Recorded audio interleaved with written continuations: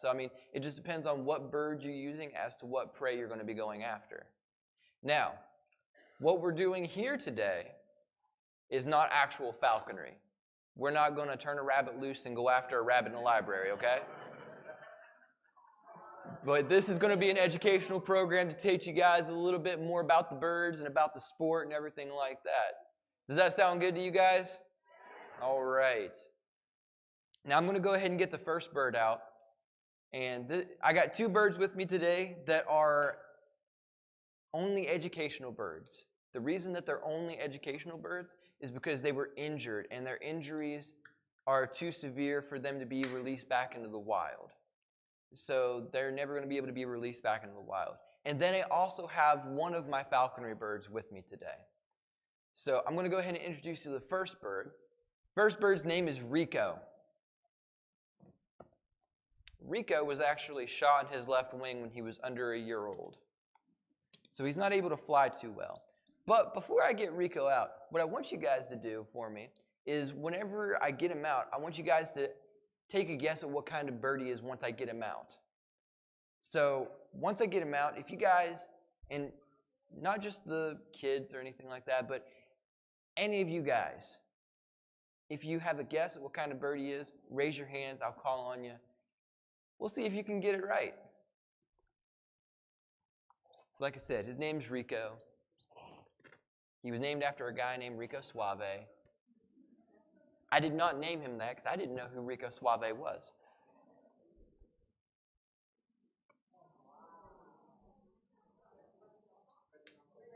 And the very first thing he does, it doesn't matter whether he's been in the box for 5 minutes or 2 hours. First thing. All right, what were you going to say? Well, you got it. Now, who all was going to guess red-tailed hawk? And who all had no idea what the heck that you're looking at? All right, okay, we got one person being honest. There we go. All right. So, these guys are the most common bird of prey you're going to see in North America. You can see them from Virginia to California, from Canada to Mexico, anywhere in between. So you can see these guys anywhere. The deserts, the woods, or even in New York City eating a pigeon off of somebody's car.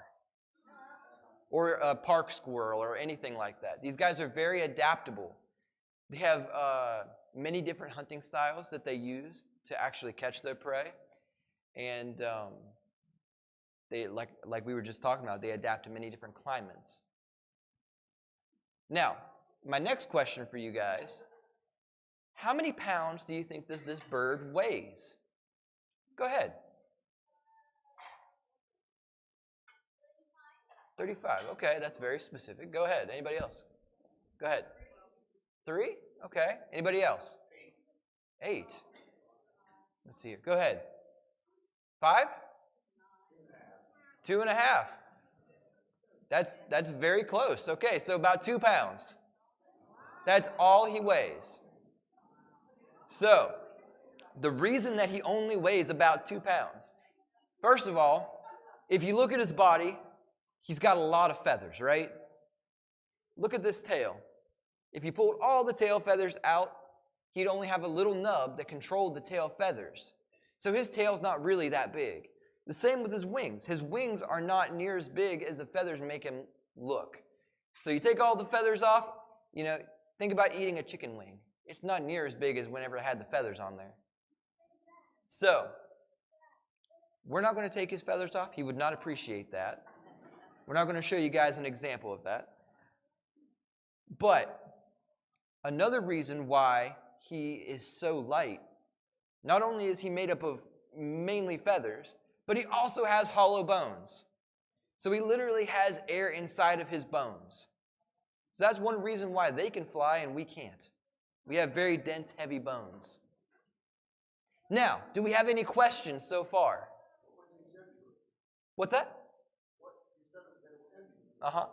He was shot when he was under a year old. Shot. So he shot in his left wing when he was under a year old. So he's not able to use that left wing like he can his right wing. His right wing, he can spread that right wing all the way out, and it works just fine. Left wing, he can only spread about halfway, if not less than that. So there's a catch in it somehow. Well, Rico here is about 14 years old. The average for a raptor or a red-tailed hawk in the wild is between, I think it's 5 to 12 years old. But there's a large percentage of red-tailed hawks that don't live past their first birthday. The reason that is because the lifestyle in the wild is a pretty hard one. They have to learn how to hunt on their own and be able to catch food. And that's a pretty important skill. But it's also a very hard one to learn at times, especially if there's not any food around and they don't learn that they have to migrate to where the food is. So if they are just eating bugs and things like that throughout the entire summer and then winter comes on, there's not anything like that when that happens. So if they don't move on to where the food is and actually start to eat more like chipmunks and things like that, and small mammals, then they're probably going to end up starving through the winter. These guys do not particularly like go and hunt fish, because these guys are rodent eaters and small mammals. They will eat birds, they will eat carrion, they will eat all those different things. These guys aren't picky. Will they eat a fish if it's a good opportunity? Absolutely, because these guys are lazy. They're like, okay, there's a fish there. I don't have to catch that rabbit then, okay? They're not going to pass up an easy meal. That's how their mind works. They're like, okay, if there's something fresh and it's been killed by a car, hey, I'll eat that. It's kind of like us, maybe going home from work, okay? I really don't want to have to fix food when I get home. Oh, look, McDonald's. You know what I mean? Do we have any? Go ahead. What do I feed them? So typically what I feed them whenever I'm not hunting with them or it's birds that I don't hunt with is they typically have a diet of rats. And then I supplement their diet with quail and day-old chicks and things like that. So they have a little bit more of a varied diet. No, typically I don't feed live because, like I said, in the raptor world, they find something dead that's fresh. They're like, hey, I don't have to hunt that. I'm going to eat that instead for sure. I'll fill up on that. So they're not super picky when it comes to it has to be live or dead. Does that make sense? Okay, go ahead. So I didn't actually find him. So I actually got him from a different place. And they transferred him over to me because they wanted to see if I could get him into shape. So I did use him in falconry for a little bit and hunted with him. So whenever I hunted with him in falconry, he caught, in a matter of 3 years, he caught 2 snakes and a muskrat. Wouldn't have sustained him very long, I'll tell you. But that's whenever I kind of figured out that he would not ever be able to be released back into the wild, right?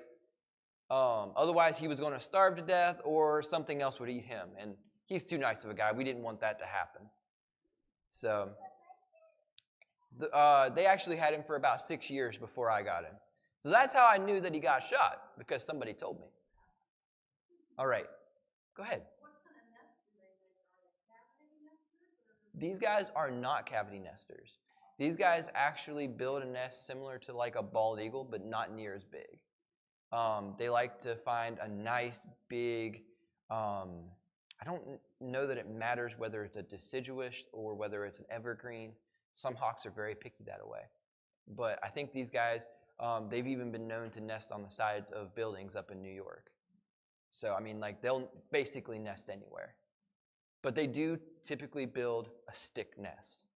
You know what I mean? Unlike a falcon or an owl, they don't really build a nest. Owl will actually find a cavity and just the eggs, lay them right there. Perfect nest. It's just dirt.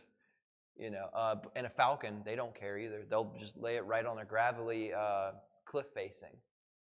So they don't really build a nest. Or they'll take over a nest of somebody else's that somebody else put in the time and effort to build. Does the male help with the egg? Absolutely. Yep. So male is there the entire time. And actually, when the female is incubating the eggs, he'll bring food back to her.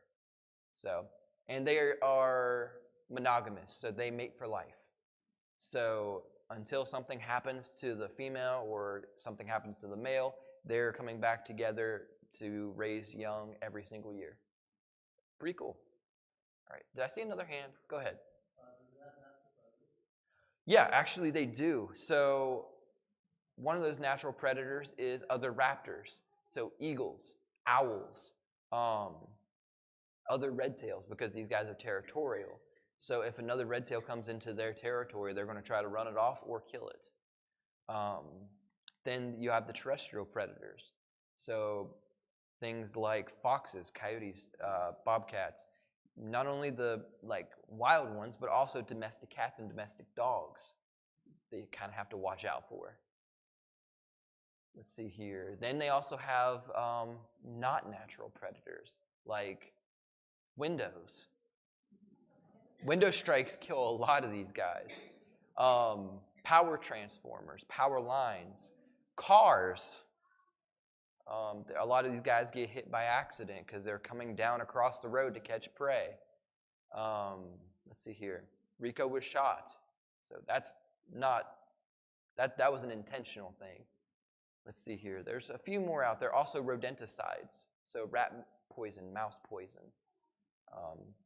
Whenever you guys put out rat poison or mouse poison, it doesn't stop with the rat or the mouse. Whenever that rat or mouse eats the poison, it will scurry off, probably trying to find water. And then what happens is it's not acting right, and the hawk or the owl goes, that's an easy meal. Flies down, grabs a hold of it, eats it, and then the hawk or the owl is poisoned. So we got to be very careful about rodenticides. Go ahead, way in the back. How high can they fly? That is an awesome question. I do not know exactly how high they can fly, but I know for a fact that there's been birds like the peregrine falcon that whenever they hunt from 1,500 to 3,000 feet in the air. So when they're hunting, they're flying that high. Pretty crazy, huh? Go ahead.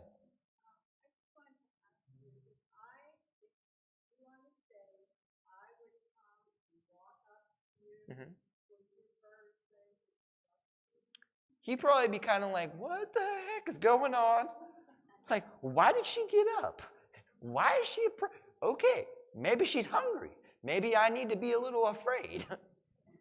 So that's the kind of stuff. He might start to put his wings out a little bit, kind of like, oh, I'm bigger than you. So it wouldn't be like he's like, oh, I'm going to attack her. He's like, I'm a little scared right now. You know what I mean? Does that make sense? Okay, cool. Go ahead, way in the back.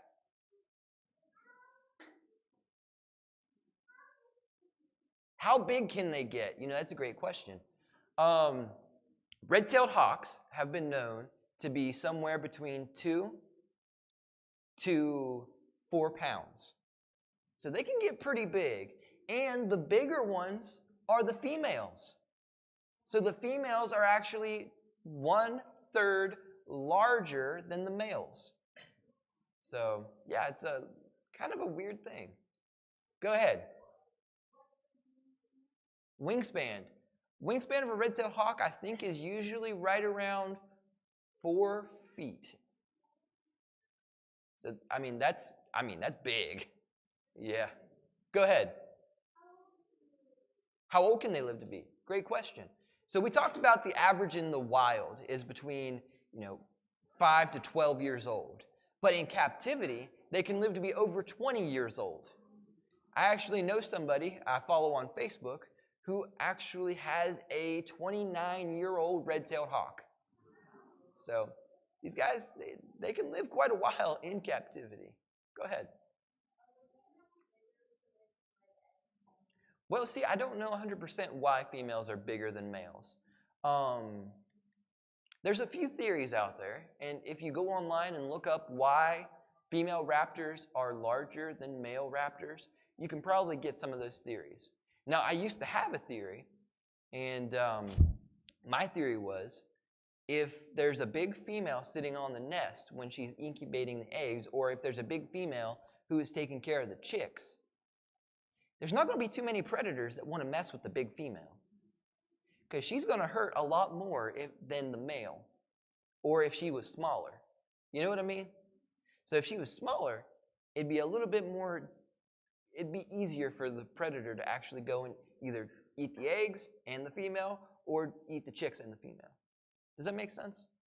Now, the thing is, whenever the female's sitting on the eggs, the male is the one who's watching out for predators being around the nest. And he's the one who deals with the predator at first. So he's the one who's kind of like the sentry, the bodyguard, the little male. So I think that's kind of funny. All right, you with the bandana.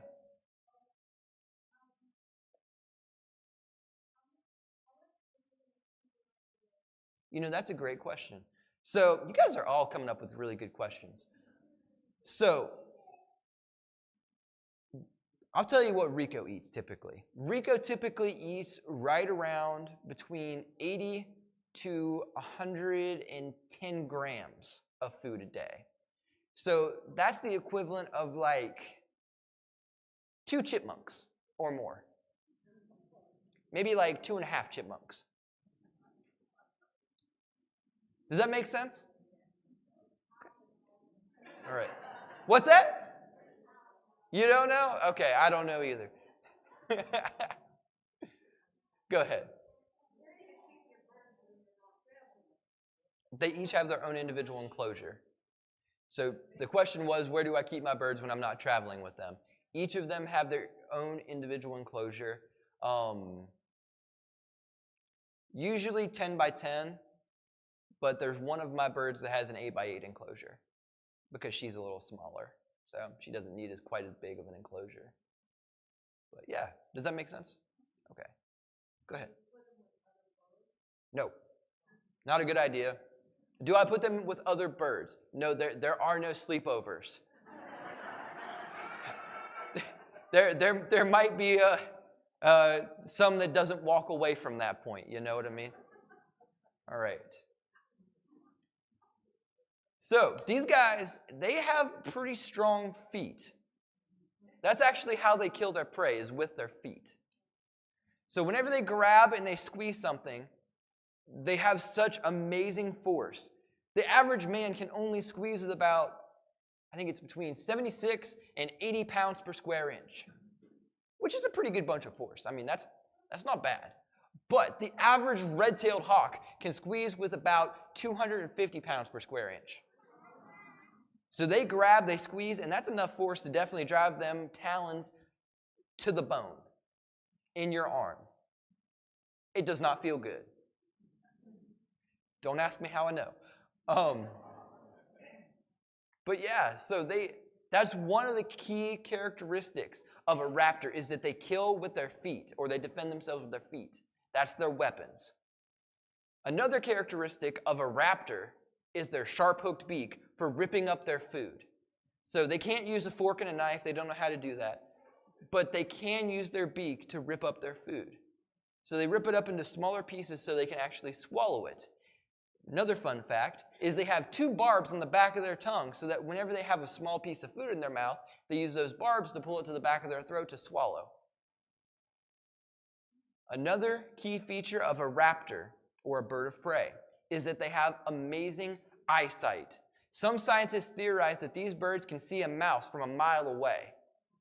Not only that, but these birds can see in ultraviolet, which means not only can they see the mouse, but they can see the mouse's urine trail. It glows to them. So like if you guys have ever had one of them black lights and you shine it on anything, like some things glow in the dark, or some things glow whenever you shine that black light on it, right? That's what would happen if you shined a black light on a mouse's urine. It would glow. So that's what a hawk is seeing all the time. It can actually see where that mouse has peed. So birds like kestrels have been known to track a mouse by its urine trail to find where it is and catch it and eat it. Not a superpower I would want to have. I would really not want to see where that mouse has been. But it's good for them. All right, I see we got a few questions. Go ahead.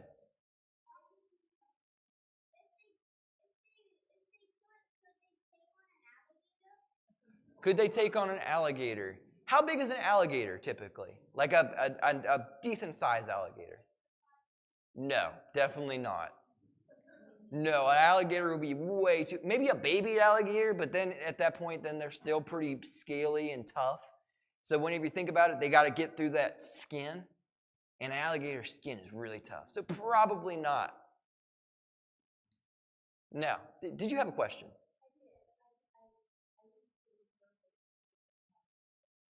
Okay.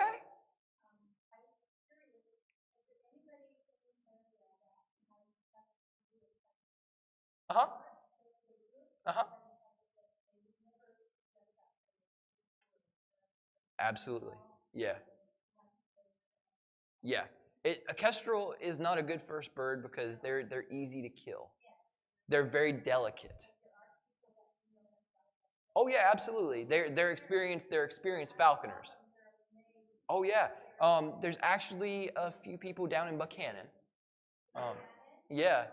Yep. Yeah, there's at least 2 people in the state that I know of who are flying kestrels right now, and they fly them at starlings. So they actually go hawking for starlings with the kestrel. And what they do is they do something called car hawking. So what they do is they actually drive around in like a cemetery or a suburban area, kind of like where it's not super busy, but there's little flocks of starlings. And then they'll see this flock of starling, they'll roll the window down, and then they'll have the kestrel out the window, and then the kestrel will be like, yes. And then it'll go and tackle one of these starlings. And for those of you who don't know, starlings are the ones that are in the McDonald's parking lots who are begging for French fries. Also, they are the ones who will nest in your buildings, and they will nest in the places where you do not want them. European starlings are an invasive species that actually will kill our native species. They will go and kick their babies out of the nest and kill their babies. So that's why we are allowed to hunt those all year round. So not just falconers, but anybody can trap starlings and get rid of them that way. Now, they are very intelligent and can learn to talk. Go ahead.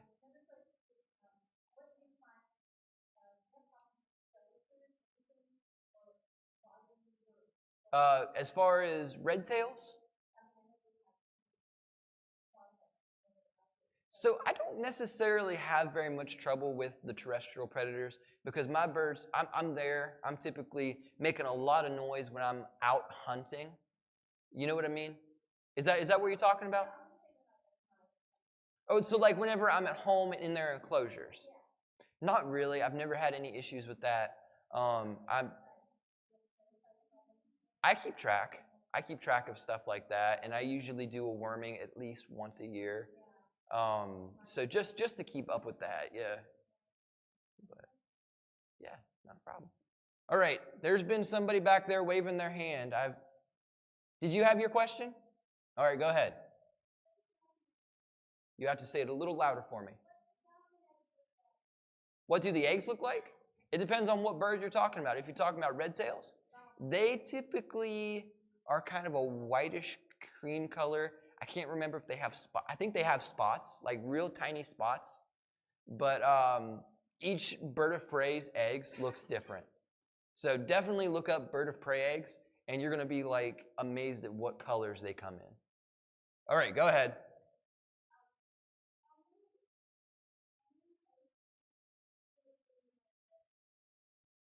How many eggs do the females lay? It depends on the year. It depends on the bird. So sometimes, if it's a good year, they'll lay 3 or 4 eggs. But if it's not necessarily a good year, maybe they'll lay only 1. Now, if they lay 3 or 4 eggs, that doesn't mean all 3 or 4 young will actually make it. So if it's a good year at first, and then it turns into a bad year and they're not able to get prey, sometimes only 1 or none of the babies will survive. So it all depends on how much food they can get and everything like that. All right, let's see here. All right, guys, I'm going to go ahead and put him away and get the next bird out. All right? So, Rico, you've been awesome, bud. I'm glad we had the trash bags out, though.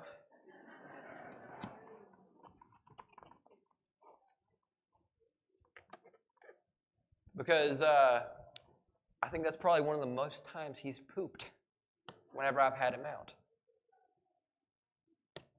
All right, who remembers the 3 characteristics of a bird of prey? Go ahead. Talons. Beak. Nope. You got the last one? All right, we got one more. Eyes. Yep. So, sharp hook beak, strong feet, sharp talons, and great eyesight. So this next bird that I'm about to get out, good job, you got 2 right, by the way. This next bird that I'm about to get out has all 3 of those characteristics.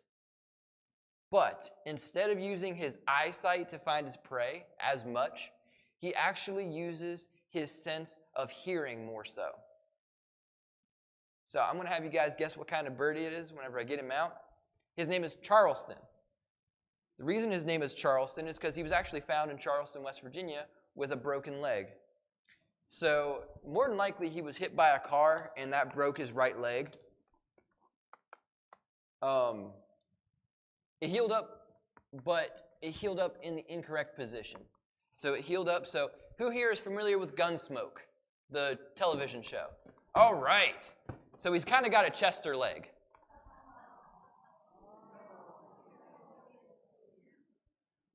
All right. Raise your hand if you got a guess of what kind of bird this is. You guys didn't raise your hands. Well, that's no fun. All right. Anybody have a guess at what kind of owl it is? Okay. All right. Who said barn, like the building? All right, you're wrong. He is a barred owl, B-A-R-R-E-D. So the reason that he's called there is a barn owl, like the building, but this is not it. This is a barred owl, like a metal bar. The reason that he's called a barred owl is because of all these stripes. See all these stripes on his body? Those are called bars. So he's literally barred. Now, for the kids out there, what kind of sound does an owl make? Yeah. It kind of sounds like they're asking a question, right? Kind of like, who? Who's there? But this guy makes a different sound. So he does ask who, but he adds a little bit more onto the question. So it sounds like somebody saying, who cooks for you? Who cooks for you all? And it kind of sounds something like this. Let me just, let me turn this off because it's going to be loud.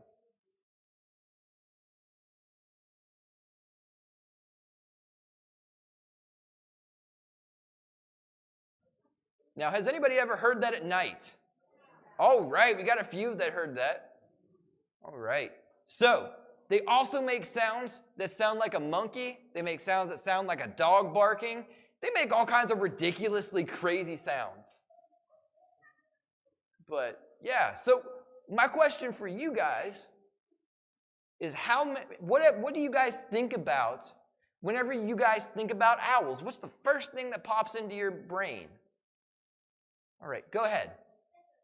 Feathers? What about the feathers? They're pretty? They are pretty feathers, aren't they? And they're very camouflaged, huh? Whenever they sit up against a tree, you can't tell which is bark and which is owl. All right, go ahead.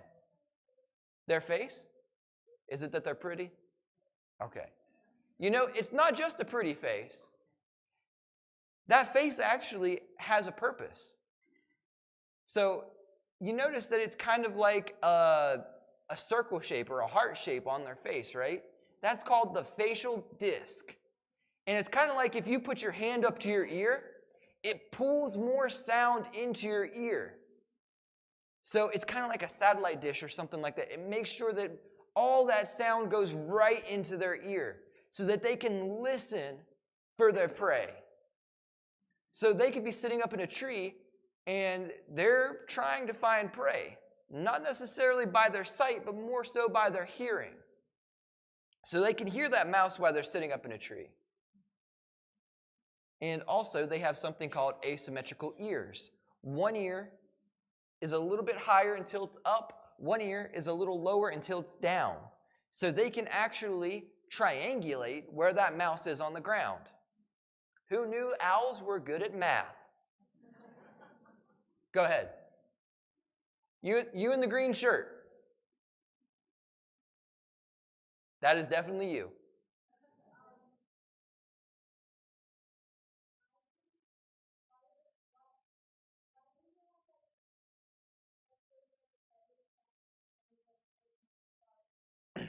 So that they can hide very well during the daytime. Because during the daytime, hawks and owls don't get along. For some reason, they just don't like each other. And so during the daytime, they have to be able to hide so that the hawks don't find them, or so that other things don't find them, because crows also don't like them. But crows don't like anybody. So, does that answer your question? All right. All right, did I see a hand in the back? All right, there you are. I knew you put your hand up. Go ahead. Like almost all the way around, right? Now, in cartoons and movies, you may have seen that owls, they portray them as being able to turn their head all the way around and keep going and going and going and going and going and going. That's not possible. Otherwise, their head would fall off. And who knows, that is not something a head is supposed to do. So, what they can do is they cannot go 360, but they can go 270 degrees. So that's the equivalent of what, if we were able to do it, this is what they can do. They can go all the way around and look over this shoulder, but then they have to go back. Then they can go the other way and look over that shoulder, but then they have to go back. The reason that they have to be able to do that is because their eyeballs are fixed in place. Their eyeballs, they can't move their eyeballs at all. So they have to move their head in every direction that they want to look. So imagine that. Your eyeballs are stuck forward, and you have to move your head anywhere you want to look. Talk about a pain in the neck. All right. Do we have anything else? Go ahead. Okay. Okay.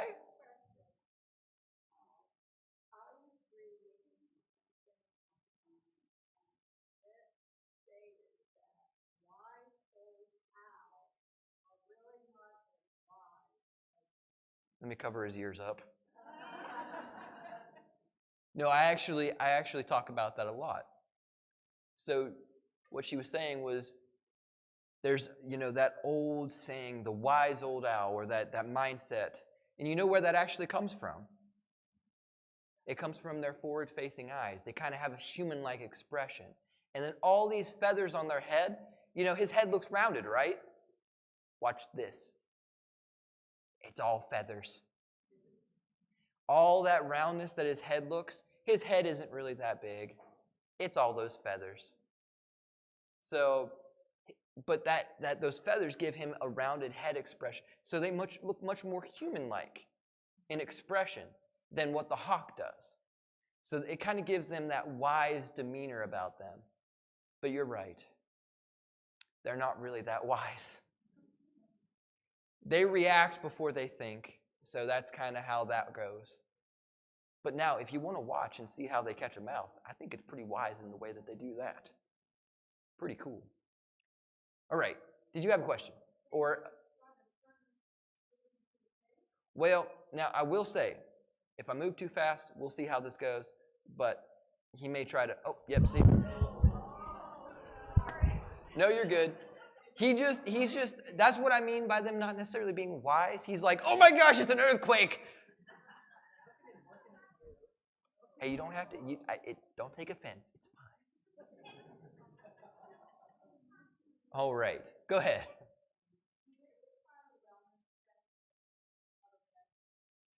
So a lot of people make sure that they get like appointments every single year, right? So is it necessary? Yeah, I mean, it's probably a good thing for them to do that, but it's not required. You know what I mean? So Is it required? No. Is it a good thing? Yeah, I'd say so. So, does that make sense? You're okay. You're fine. Look at his eyes. His eyes got big. Like, what? All right. Did you have a question?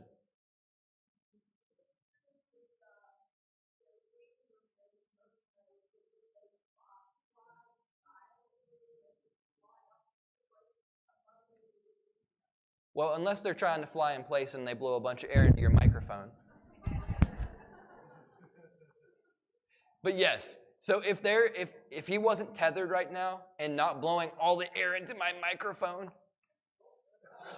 whoo, we almost missed.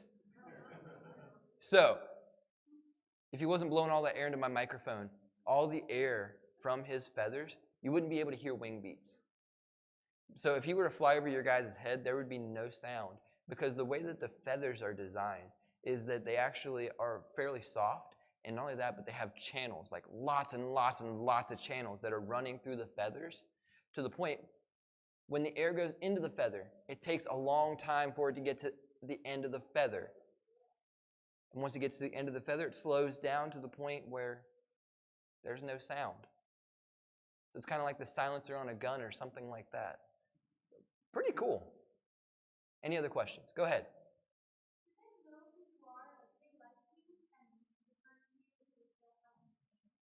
Ooh, that's a great question. So, do they know who I am?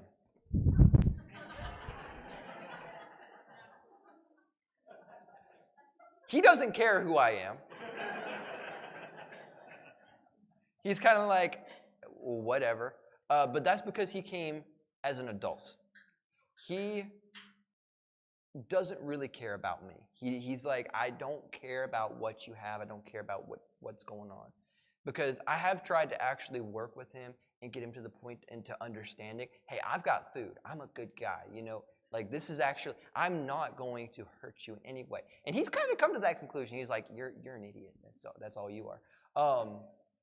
Like, you're this big, just weird walking perch that comes and gets me to do programs every now and again. That's his mindset.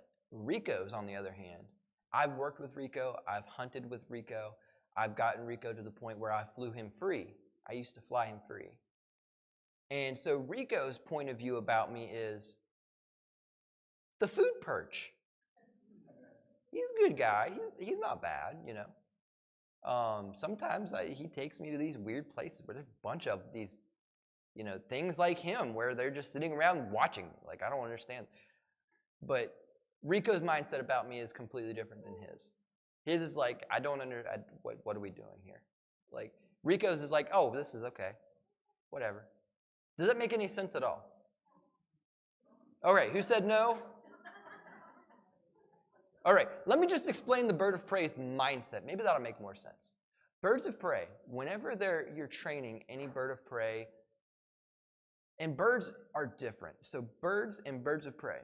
Birds like parrots are social. So you can actually reward them with pets. And you can reward them with seeds. And that's a great thing. But they like affection as well. Birds of prey do not understand affection. Birds of prey are typically solitary. So whenever you try, if you got a bird of prey, and you say you got your falconry permit, you're trying to train a bird of prey to get it ready to be hunted. You're going to go out and hunt squirrels. You're going to go out and hunt, you know, pheasants, something like that. You need me to hold you closer. Is that what it is? Did you feel exposed? I'm sorry. So, and you start training that bird, and you get it to the point where you're starting to try to call it to the glove. And when that bird decides to come to the glove, you're like, oh, and you start going, good bird, and you pet it, and the bird's like, what the heck are you doing? Stop touching me. They don't understand affection. That's exactly the reaction you would get. I can touch my birds, but they don't necessarily like it. They tolerate it because I do wellness checks. I look at them. I check their keel, their breastbone to see how fat or thin they are, because if you touch that and you can actually feel the bone, then they're too skinny. If you touch that and you can't feel the bone, they need to go on a diet. But if you call that bird to the glove and then you give it a food reward, it'll be like, oh, that's what you wanted me to do? And I get food? We can make this work. So Charleston, that's why Charleston doesn't necessarily, he doesn't look at me as the food guy. Because I have gotten Charleston to eat from my fingers a little bit, but his mindset since he was an adult and came in, he can feed himself. He can do stuff himself. Rico, I didn't start working with him till he's about 6 years old. But he was in captivity all that time. So he never got to have a time where he got to figure out hunting on his own. So everything was new to him about flying free and doing his own thing. Does that make sense? All right, does that make more sense than what I said earlier? All right. Whew. All right, who said no? Yeah. Stop saying no. Anyway, go ahead.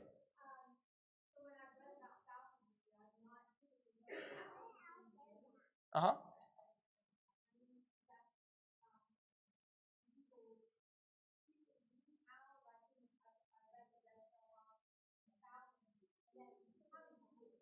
While I answer your question, I'm going to go ahead and put him away. Just so that, because he's like, I'm done. And I usually call my owls my introverted birds because once I put them away, like I'm getting them to their box, they jump into the box. The reason that they do that is because they are cavity nesters. So they feel very safe inside of closed, dark. And as you can see, he's excited. He's like, I'm going to get in there before you even get your hand there. And now he's in there and he's like, yes.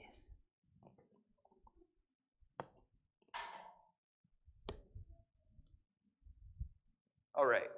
So,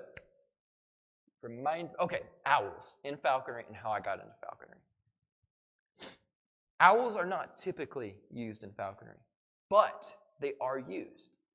There's actually a guy in North Carolina who has hunted with a great horned owl. And he actually imprinted that bird, which means he raised it from a baby. So typically when a falconer gets a bird, at least I should say when beginner falconers or falconers like the way I like to do it, is I will go and I will get a juvenile red-tailed hawk from the wild. And I will train that bird. The bird is under a year old, but it's already hunting on its own. But it's young enough that it's not actually got a mate yet, so it's actually not messing with the breeding population or anything like that. So I will train that bird, I will hunt with it, and then at the end of the season or later on down the road, you can actually release that bird back into the wild. And it will revert back to being wild very quickly.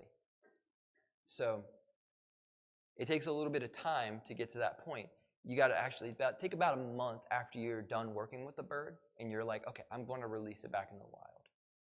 And you basically just stop working with it. Stop doing anything with it and just feed it either through a food chute so it doesn't see you, or just kind of toss the food in so then there's no bond happening.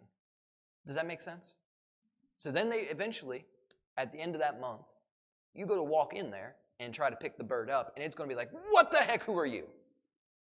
And they revert quickly. It's amazing. But with the owls, you can't just get a bird that's been completely raised by their parents and expect to do any kind of real progress. You've really got to actually raise the owl from a chick. Because at that point, then they don't have any fear of you. An owl that's been raised by their parents, they're way more scared of people than what like a hawk typically is. And so when you get a chick, like an owl chick, you raise that owl chick, and the worst part about raising a bird from a chick is the fact that they think that you're mom. So then, not only do they think that you're mom, they treat you like mom. So they scream for food. So they're like, food! Give me food, woman! Even if you're not a woman. So, it's like weird thing going on there. What's that? Do you have to train the owl at night? No. So whenever the senses can be for at night, but owls also can see very well during the day. So they are very well adapted for night hunting. But if, say, they don't catch something at night in the wild, they will come out during the day because nobody likes to go to bed hungry, right? Like if you guys try to go to bed hungry, you're going to be getting up for that midnight snack. You know what? Like your stomach just sitting there rumbling and just kind of that ow, you're going to be getting up. The same with the owls. They don't want to have to go to bed hungry.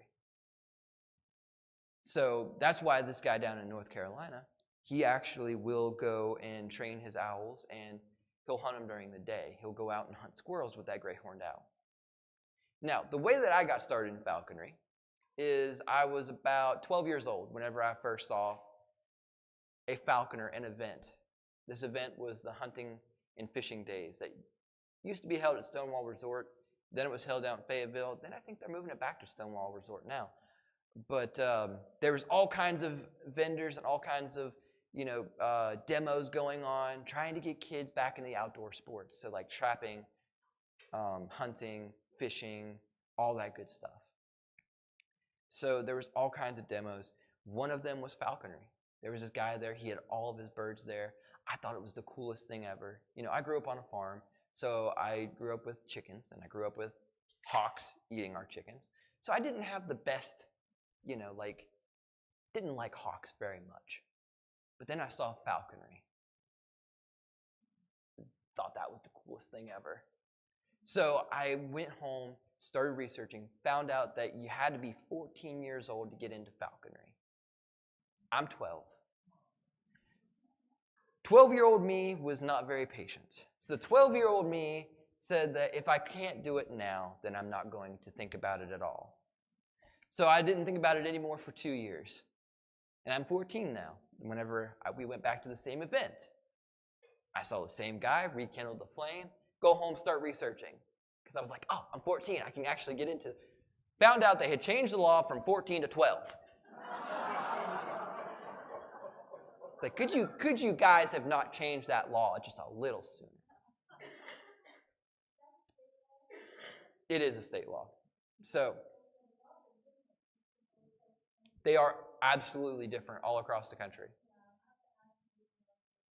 Yeah, so in West Virginia, it's now 12 years old when you can become a falconer. Do I think that 12-year-olds should become falconers? They have to be a very responsible 12-year-old. They have to be a 12-year-old with time to actually do falconry, because falconry is typically done in the hunting seasons. What typically also happens in the hunting seasons? School. What also happens during the school season? The days get shorter. What time do kids typically get out of school? About 3 o'clock or later. They're not going to have much time to actually go hunting or do anything with the bird if that's the case. Now, I'm not saying that no 12-year-old should get into falconry. I highly recommend that anybody who's interested in falconry go hunting with a falconer. So let me just run through the steps of how to get into falconry, because this is what I did whenever I first got into falconry. Whenever I first got into falconry, I had to find a sponsor. The sponsor is your mentor. So they are the ones who are going to basically sign papers saying they're going to take 2 years out of their life to teach you what you need to know about falconry. So not only is it a huge responsibility for you to get into falconry, but it's a huge responsibility for them, because they've got to make sure you're not going to be dumb.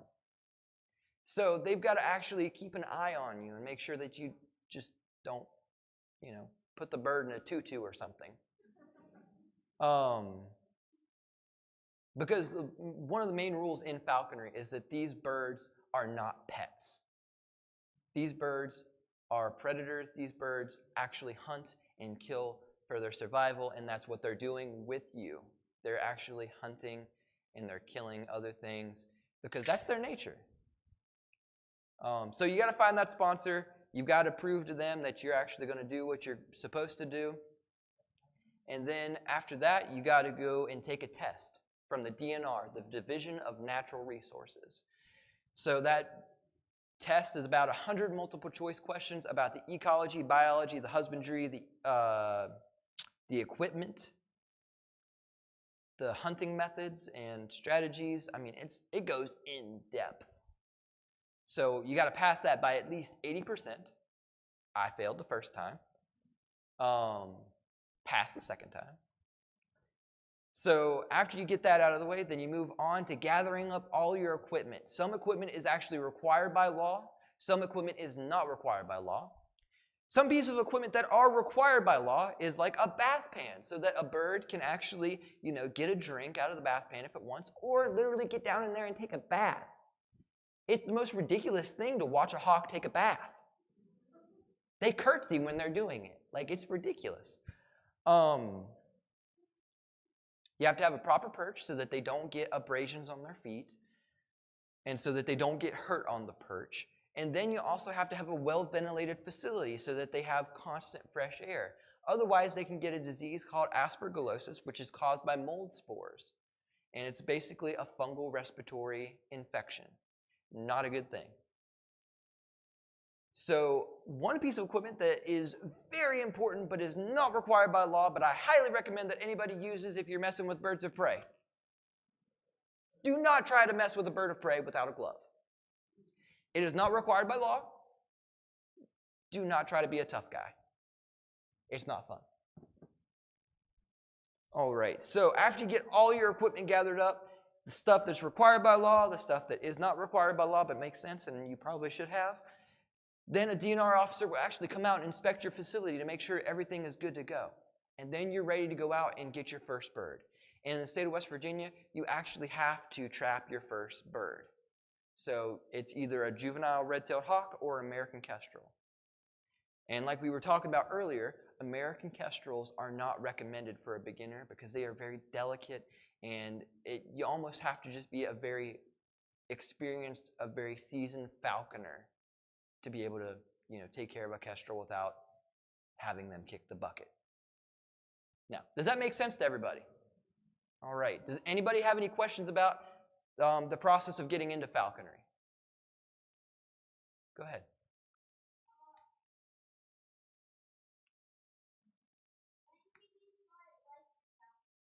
When did I start liking falconry? About 12 years old. Yeah. That was probably about the age I really was like, whoa. All right, green shirt, go ahead.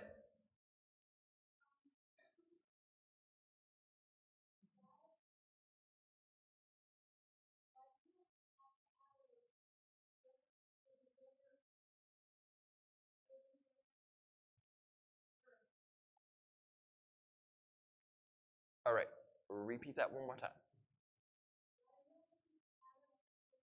Why do you have to have a beginner bird?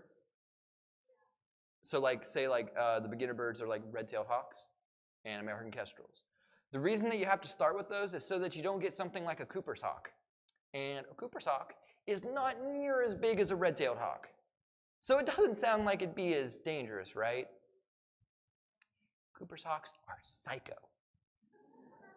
So with a red-tailed hawk, you're training it, right? And you're getting it ready to actually hunt, and you mess up, and you call it to the glove, and there's not a piece of food there. It's like, oh, that's okay, buddy. Or say you go out into the woods, and you're hunting with it, and it misses prey. It's like, oh, that's fine. We'll get it next time. Or maybe it'll just kind of pout like, oh, man, I missed it. Cooper's hawks, if you make just a little mistake in training, or if you just make a little mistake in anything, they're going to try to grab your face. And they're a smaller bird. But that's why we have beginner birds, so that you don't get your face grabbed in the beginning and then you never want to do it again.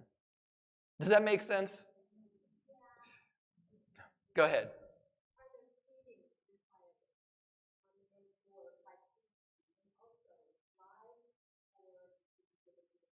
Oh, so we were actually talking about that a little bit. We actually do not have to feed live prey because birds of prey are opportunistic. So if they're out, remember the McDonald's reference? If they're out and say they actually, like a deer gets hit by a car.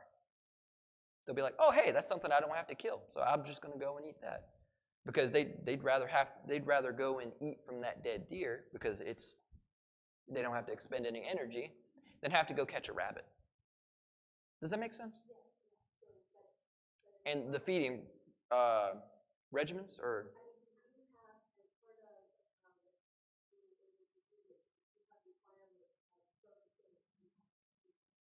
not necessarily, no.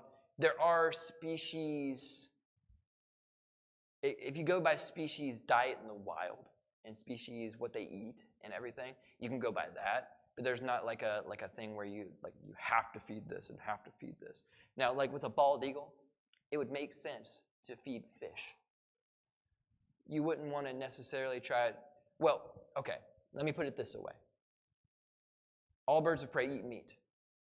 So definitely do not try to feed them cat food. You know what I mean? And we laugh at that, but there has been people who they've rescued a hawk, and the first thing they feed it is like bologna. Do not feed a hawk bologna, please. That will literally rip their insides up. Because processed meats, any kind of cooked meats, anything like that, they have to have their food like whole, and it's got to be raw. So whenever I say whole, I'm not meaning like a whole mouse or a whole anything, but like whole foods, nothing processed, nothing cooked, nothing anything like that. Does that make sense to everybody? All right, so if you ever pick up a bird of prey that's injured or sick, first thing you want to do is put it in a box in darkness. You don't want to mess with the bird. You don't want to try to give it water, try to give it food. Because if you try to mess with it, more than likely you're going to stress it out, and the stress alone could kill it quicker than anything. And then try to call a rehab center. Now, in the state of West Virginia, there are two that I recommend. There's one in Morgantown, and it's called the Avian Conservation Center of Appalachia. And then there's one clear down south, really far away, in Hinton, West Virginia. And it is Three Rivers Avian Center. And those guys are really good, both those raptor centers. All right, go ahead. Mm-hmm. I order them from a place called Rodent Pro. They are frozen, yep. Very, very good name, isn't it?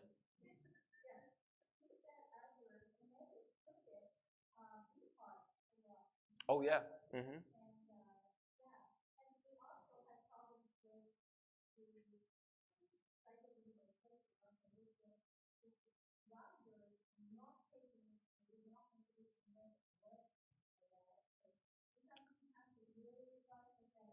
It depends on how full they are. It depends on how well they have been eating. Yeah, so also if they've been eating well and they're not really hungry and you throw just something dead in there, they're kind of like, I don't need that right now. But if it's moving, then they're going to feel an urgency like, okay, it's going to get away, you know. And there's just some birds out there that are way more greedy. They could be hog fat, and then they're like, oh, more food, you know. But yeah, so that's what my experience has been like.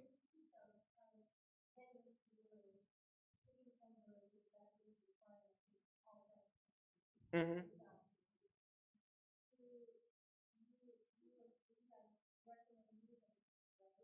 You're not allowed to trap an adult. Mm-hmm.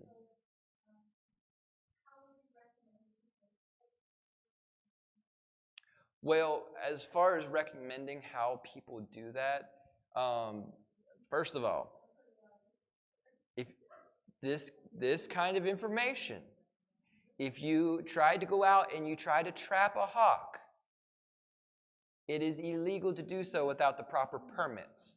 So if you guys, as non-falconers or people who don't have a permit to trap a hawk, go and do this, the fines can be anywhere from $5,000 to $250,000. So please do not do this. But the way that we typically do it is there's a trap that we use called the BC trap. It is kind of like a dome wire cage with snares all across the top of it. and then we put 2 mice in it, and it's weighted. So then when we're driving down the road, we see a hawk sitting on a power pole, a fence post, even sometimes the guardrails or a state road sign. Then we slow down, we drop the trap out the window, and then we go and we turn around and we watch. And if the hawk is hungry, it'll come down and try to get the prey.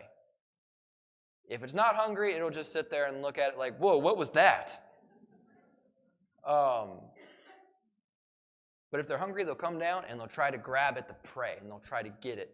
And then they'll get tangled up in those snares. But you're right there. So as soon as you see them showing signs that they're actually caught, you jump out of the car, you run over, you cover them up with a towel, you weigh them, see how much they weigh, see if it's the gender that you want, see if it has, some falconers get so specific to see if it doesn't have big enough feet, they don't want it. So you check all those boxes, and if all those boxes are checked that you want to be checked, you keep it and start training. If not, you let it go and try for a next one. So, yep, you got to trap a juvenile. If you cannot keep an adult, otherwise then you're messing with the breeding population. What do you mean a permit? Like a falconry permit? I just explained that. That whenever that's the process of getting.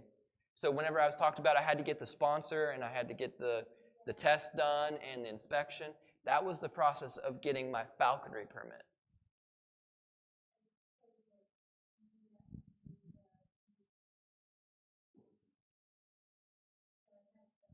No, you're fine. You're fine. Oh, I'm sorry.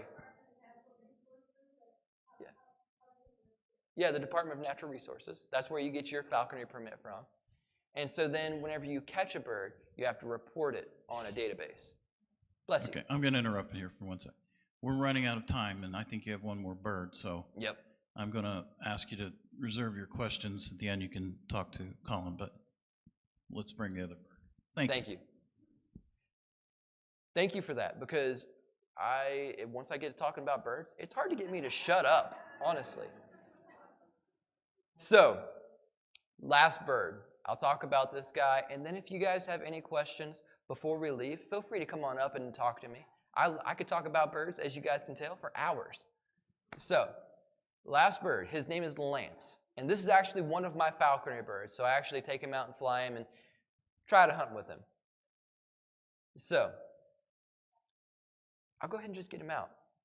Let you guys have a guess at what kind of bird he is. He likes to chatter a little bit, so.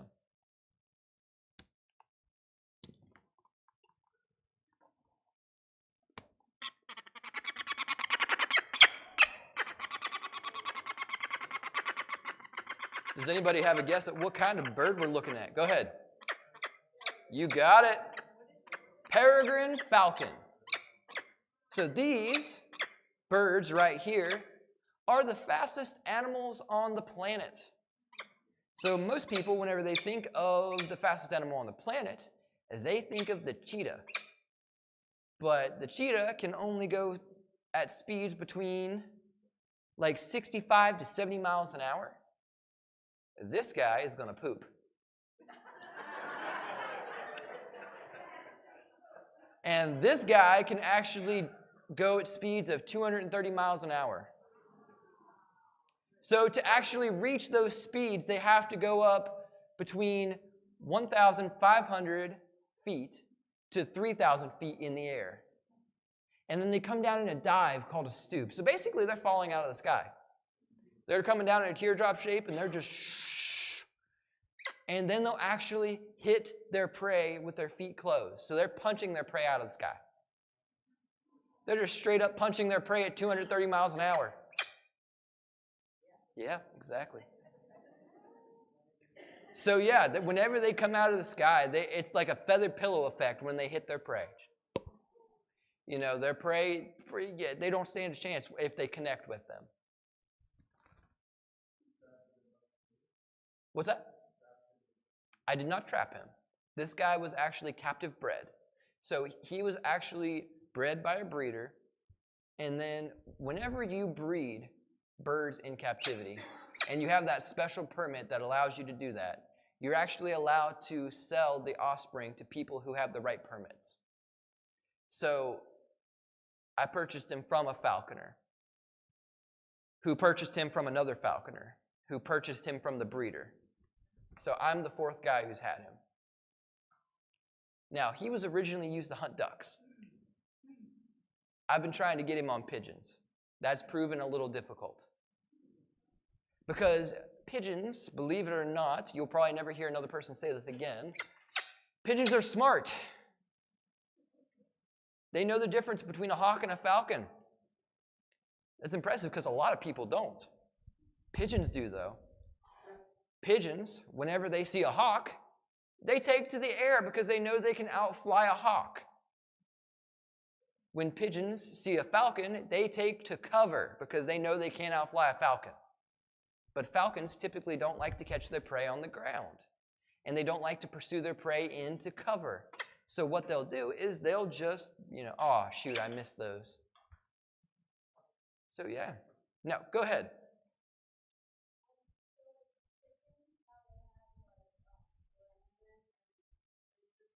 Mm-hmm.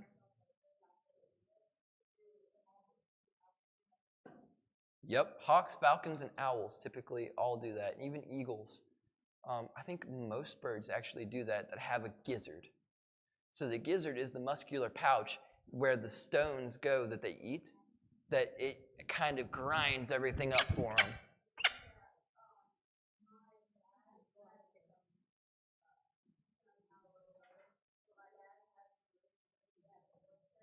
Yeah. It's pretty amazing, isn't it? All right. Now, these guys, whenever they're chasing prey, they can actually, at level flight, they can fly at speeds of about 60 miles an hour. So they can actually chase prey for miles. They have endurance to last them for miles. They can basically chase prey until it's exhausted and they can't go anymore, and they just kind of pluck them out of the sky. They also have these long, gangly toes. If you notice, he's got a lot longer, skinnier toes than what Rico has, right? The reason that he's got those long toes is so that he can wrap around a bird's body. So birds like pigeons can do something called stress molting. Whereas if they are being chased by something that is about to eat them, they can actually release their feathers. So say they reach out and try to grab the pigeon by the tail. They'll be left with a bunch of tail feathers, and the pigeon will be still flying away. So that's why these guys got the long toes, so they can wrap around the bird's body. Also, these guys have stripes on their face. Those stripes are called malar stripes. That actually is kind of like football paint. It keeps the glare of the sun out of their eyes. They also have a tooth in their beak. So they have the sharp, hooked beak. Right behind the hook, they have a tooth. That tooth is called the tomial tooth. And so say they catch a pigeon out of the air, and that pigeon is kind of flailing, or they hit a pigeon or a duck or something like that, and they knock it to the ground, but it didn't die on impact. They'll fly down, they'll grab a hold of it, and they'll bite it on the back of the neck, and that tooth will sever the vertebrae. Yeah, they are very efficient little assassins. Go ahead.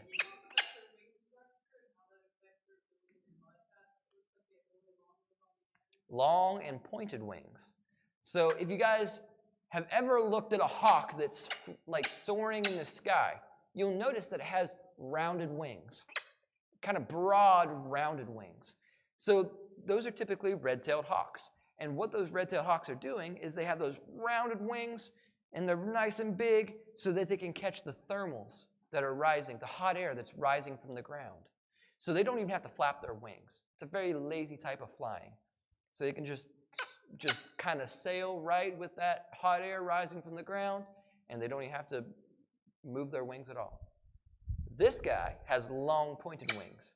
So he is made for pumping those wings really fast and accelerating. And once he gets up to top speed, he's booking it. Like I said, they can fly a level flight at about 60 miles an hour. But his entire body is essentially an airfoil. He is made to be able to have that air on his side so that he can just rip right through it. Isn't it just absolutely amazing how God designed these? Go ahead.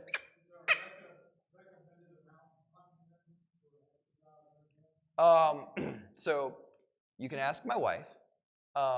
Whenever hunting season comes in, I'm barely home. So is there a recommended amount? Not necessarily. Like, basically, people try to hunt a bird maybe twice a week at the least. I'm in the woods a lot. Off season, I don't do much flying at all because it's nesting season and mating season and molting season. So they are shedding their feathers and regrowing new ones. So I keep him fed up. So he's really fat right now. The reason that he's fat right now is because I fed him up so that he has enough energy. Whenever he sheds these feathers, he's going to regrow his new ones nice and strong. Because if he doesn't have nice and strong feathers, whenever the hunting season comes back around, he's going to be like damaging those feathers before we even get the season going. So we need nice, strong feathers. Another reason why I don't fly this time of year is because it's mating season and nesting season. So mating season, in case he decides to go and get a girlfriend and leave me, or if there's a mated pair of birds around and they see him, they don't try to drive him off or kill him. So there's a lot of risks with trying to fly this time of year. Also, there's no hunting seasons that are in this time of year. It doesn't bother him too much if I were to hunt pigeons, but if I were to try to hunt squirrels with my red tail, that would not be a good idea. You don't need the game warden coming and being like, are you illegally killing squirrels with a bird that's protected? What's going on here? You don't need that kind of stuff. So, does that make sense? Okay. Go ahead.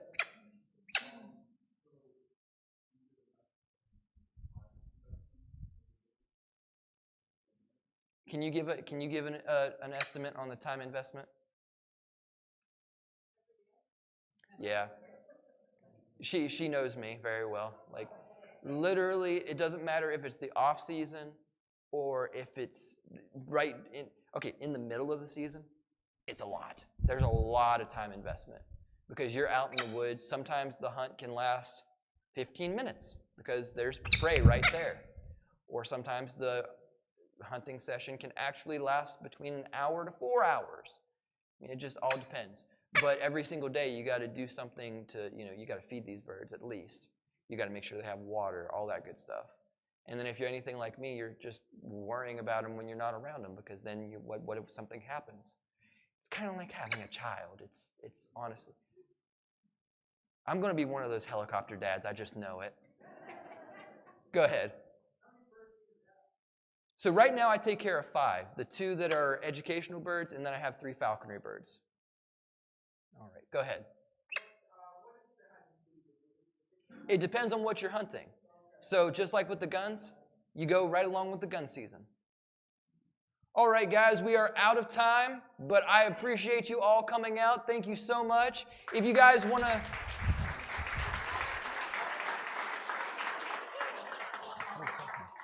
If you guys have any other questions or want to talk to us, we'll be around here for a little bit. Feel free to come up and talk to us. And check us out on Facebook, Instagram, YouTube, all that good stuff. All right? Been great talking.